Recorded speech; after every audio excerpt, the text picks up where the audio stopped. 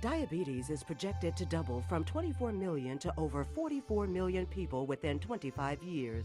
Physicians, the healthcare community, policymakers, and patients will now have a resource that will define diabetes and the trends that are shaping the U.S. diabetes market. Experts on diabetes care were asked to discuss the value of the U.S. Diabetes Index, an internet-based tool that will provide users access to more than 30,000 tables, charts, graphs, and reports.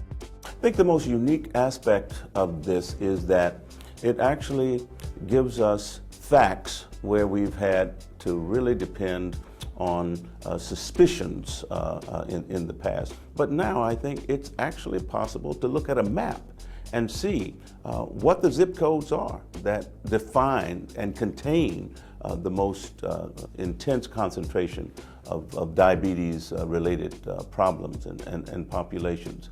Now I think you have the tools that can mobilize communities to an I can kind of posture. And when you can actually motivate communities, activate communities to own their problem and to commit to doing something about it, and I think that the index is really a tool that can help consolidate those kinds of forces. I think that's a game changer. I think that this map and this sequence of maps and this website will allow us to look at it and its impact on different population, different ages, different states, different cities. So I kind of like to use the analogy that you can actually look up in kind of real time what the score is. But I think by looking at this website, we can see how we're approaching all of patients at a broader level, so therefore you can kind of get a satellite view of things. We asked our diabetes experts to comment on how the U.S. Diabetes Index will impact their assessment of diabetes where they practice. The Diabetes Index will be useful for every physician.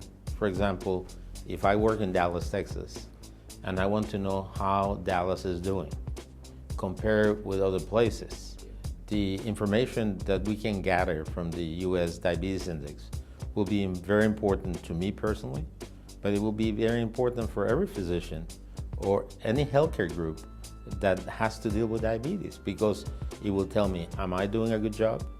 Am I better than other states or other zip codes? What can I do to improve? I think it will be terrific for every one of us to know how we're doing. On the practice level, it allows them to understand the populations that they're dealing with and tailor the services that they're providing, make sure their education programs are designed best for the people that they're working with, and also help them understand where areas are that are underserved. So it's got to be applauded. It's just so exciting. And having that data and information so readily available, it's going to help the research projects be tailored to answer the research questions that have to do with issues around prevalence and gaps. So I think it's just fantastic. Let's take a closer look at the U.S. Diabetes Index. This tool not only helps you understand how people are living with diabetes, but it also gets us to the point where we understand what does the future look like? What are the trend lines looking like in these communities? And where do we need to put in preventative services to reduce the number of people living with the disease and to slow up the progression from pre-diabetes to diabetes?